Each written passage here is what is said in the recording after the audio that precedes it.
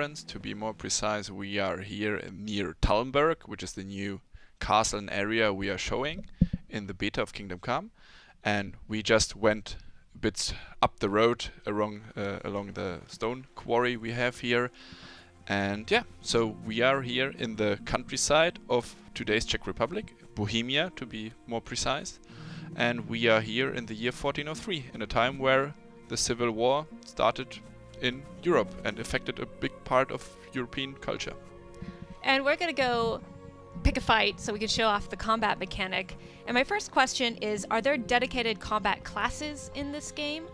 Well, not really. What you will play Henry, the son of a blacksmith, and he will train and he will do the stuff you want him to do. That means that if you want to fight by a sword or by an axe or something like that, you can do that, of course, and you can choose whatever you want to make him do in the game. But you cannot choose in the beginning, like, I want to be a mage, I want to be a melee fighter, I want to be an archer or something like that. But it's more about the way how you, as I said, decide to make him work and live in the game. So yeah, I have to stop because here's someone who wants to fight me. Hello, sir. He has very unusual armor.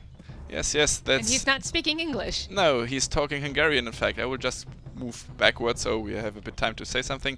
He is Hungarian, actually. Or, to be more precise, he's Cuman. And Cumans are something like... Well, you can imagine them like Mongols. They are very like an Asian tribe that got pushed out of Asia. And in 1403 they already lived 200 years in Hungary. And they are... You can, well, kind of say that they are the bad guys here, because the bad king of Hungary, who's attacking Bohemia, used them as a nomadic tribe. And as you see, they look very oriental. They use Hungarian language here.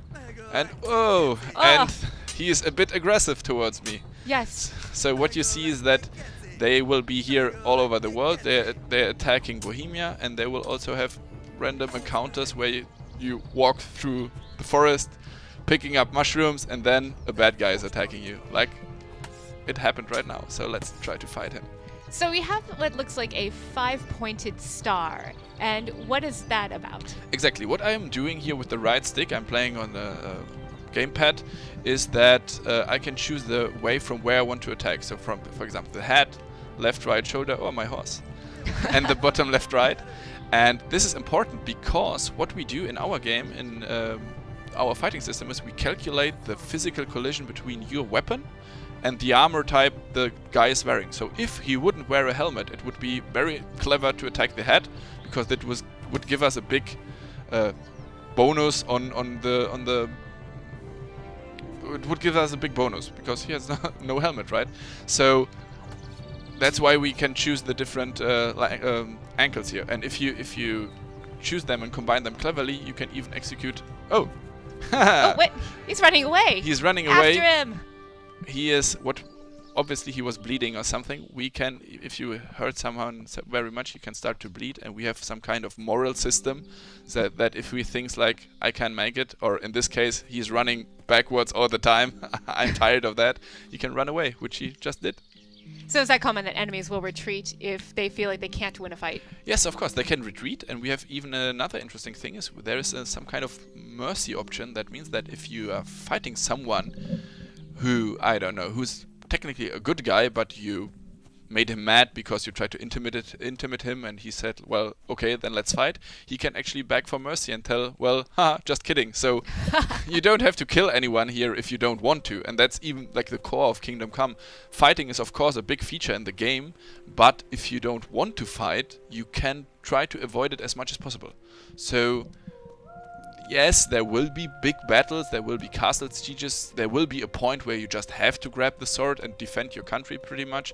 But if you decide to be more the quiet guy and more the good guy, more the negotiation type, then you can try to solve many quests just by talking, just by sneaking, just by doing intrigues and this kind of stuff. And this is interesting, I guess. So if I'm a fighter, what type of weapons will I be able to use in Kingdom Come? We want to show all common weapons from 1403, from this type of this period. So expect long swords, short swords, shields, of course, halberds and spears, axes and maces, hammer, everything like these. What we don't show for sure is chain weapons, because we tried with the combat system in Kingdom Come, we try to be as realistic as possible. It's so-called HEMA, it's historical European martial arts, so it's a real sword fighting style practice in Europe in medieval times. It's called even the German school of fencing. And we try to recreate that somehow. Of course, well, it's just a game, so we have to do some kind of compromises here and there, but still we try to be as authentic as possible. And since we put so much effort in the combat, we had to say that we can't use the chain weapons because we couldn't bring them up to the monitors in a way we would like them. But never say never, and if everything works out, there's plenty of options for later weapons, of course, and later features in the game, in different games, for example, or later Kingdom Come titles. So do these weapons ever break or get dull? Do I need to sharpen my swords, clean my clothes, stuff like that? Well, of course, the more you use your weapon, the more they can get destroyed, the more they can get blunt, for example. Your armor can get destroyed, and you have to take care of every particular thing you wear or use in combat. Like, for example, your weapon can get blunt, you have to sharpen it again before you can use it again. Your armory can get destroyed and then won't protect you anymore. And since, yeah, you are the son of a blacksmith, so you should be able to take care of it. On the other hand, yeah, you don't want to disappoint your dad. No, of course not. And on the other hand, you can just bring it to a shopkeeper and or a weapon armorer, a weapon blacksmith, and he will repair it for you. So of course there will be several ways how you should prepare yourself and how you should take care of your stuff. Now, how do you level up your combat skills? Well, in general, it's like do something in order to get something, no matter if quests or mini games or leveling. So if you, for example, want to level your sword fighting skills, then use the sword, of course. If you want to level your speech skill, then talk. So this is the way how you level your skills and how you do that in game.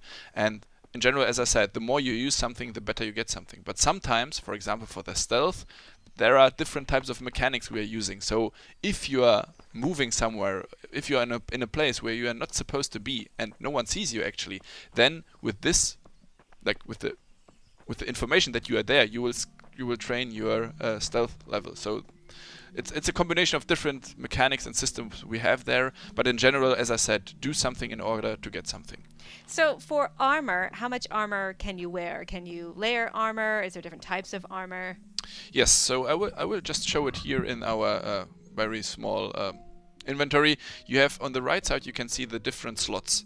You have 6 on the right, 4 on the bottom right, left, and then on the bottom left you see different types of weapons.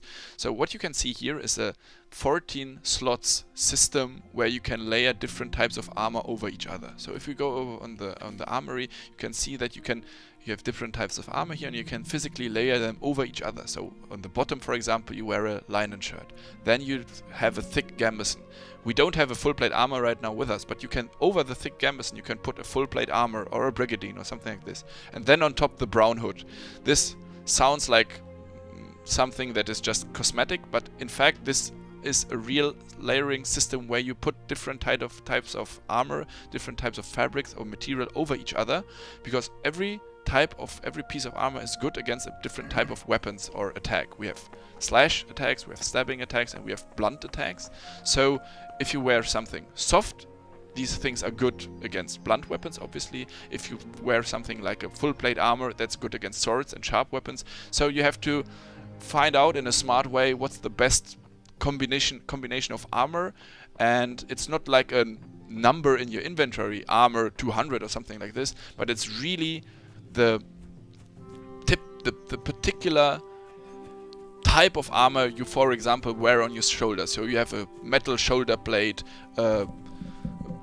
just a linen shirt, a linen cap, for example. So you are very, like, you can get hit on these type of places. So as I said, it's a combination of different things again, and that's the way how we do it, and that's even the way how you should prepare in a fight. So if you know that you're about to fight bandits, for example, who most likely can't afford a full plate armor, then better take a sword. And on the other hand, they will maybe have just maces and axes, so maybe just use something which is softer to be safe against those types of weapons. So yeah. So what about combat items? Can you take anything, like can you create or buy health potions or anything that will buff your stats or anything like that? Well, yes, you can. You have to. We don't want to do a medieval simulation. That's extremely important to understand. So sometimes, of course, we have to bend realism and bend historical accuracy in order to like have it to make it a fun gameplay. So yes, there will be alchemy, but alchemy always sounds, for most of the people, it sounds like a magical thing. We avoid magic and fantasy at all, but like the alchemy thing is more like just imagine it like herbalism or today's alternative medicine.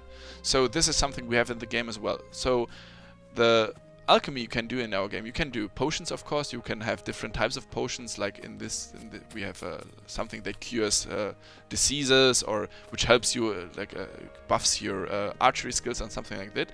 It sounds like a magic potion, of course, so that's like the bending of realism a bit, but in fact in many of those recipes we have, they really use them somehow back then, like these type of medicines. So we have a full-time historian who's checking a lot of things in the studio, in the game, and she's even checking like the recipes we are showing in the game, if it could be something they brewed back then. We have even alcohol brewing. Oh, it will be in the game, the alcohol brewing. So yes, we try to be as realistic as possible again there, but with like close one eye if you see a special potion there. So yeah, we have a combination of that.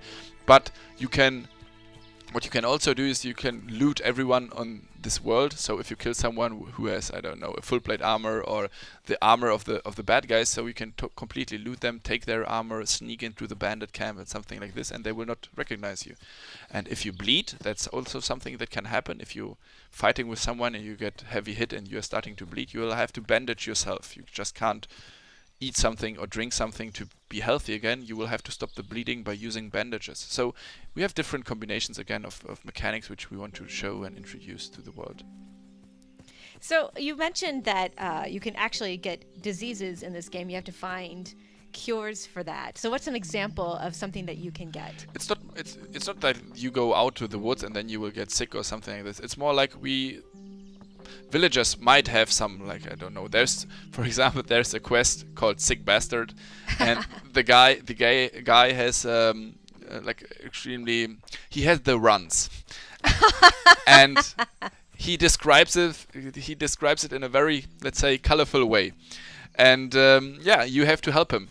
If you want, you can, because he's a bad guy in the village. People say bad things about him because he's obviously not nice to the women, and he's like a shouting guy and stuff like this. And you will have to help him if you want, and by creating an antidote or an anti-poison antidote for him. So this will help him. But on the other hand, you can even create potions poisons in the alchemy laboratory, and you can even try to poison the entire village if you want, which sounds like a fun thing in the first place, but in the second place it might even help you. It could be even a creative solution for quests. Like, for example, you need to steal something from a house or something from somewhere, and if you poison the food of this particular guy you need to steal something from, you can make him stay at home because he gets sick from this potion. So this might be a creative solution for some kind of quest or something. So yeah, that's something we have as well. Now, eventually you get a horse that you can travel around with. Do you get to do any kind of combat from horseback, or is it just for travel purposes? To be very honest, horseback fighting is a huge feature we want to have in the game for sure. This is like an awesome thing and like extremely important, and we want to have it. But again, we wanted to do it in a way we would be satisfied with it, and most likely, well, we are working on it right now, but most likely it won't make its way into Kingdom Come Deliverance, at least the first part, because again, this is something we wanted to have in a perfect way, and we are not on the state we want to show it or present it. So we will most likely keep that for later games. Oh, look here. Oh no. Poor guy. Oh, well, no. Bandits are running the countryside, and bandits are attacking the world, so... Can we find some bandits? Of course we can.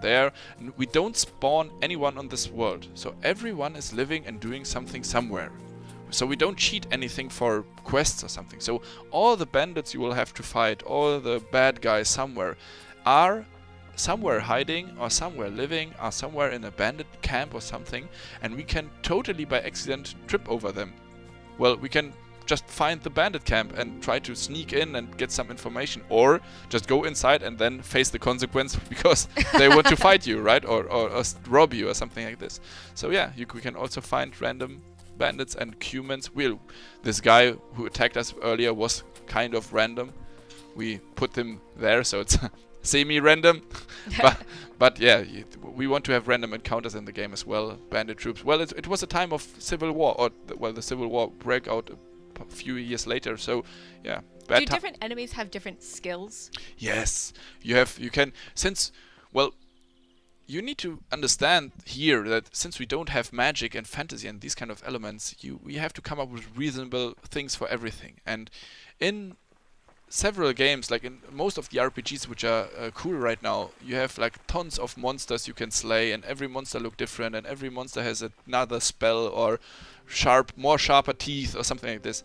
And here we have pretty much only human like opponents. Sometimes there can be a bear or something in like wild animals in the forest, of course, which can attack you. But yeah, of course there are different types of people here, and not different types of monster.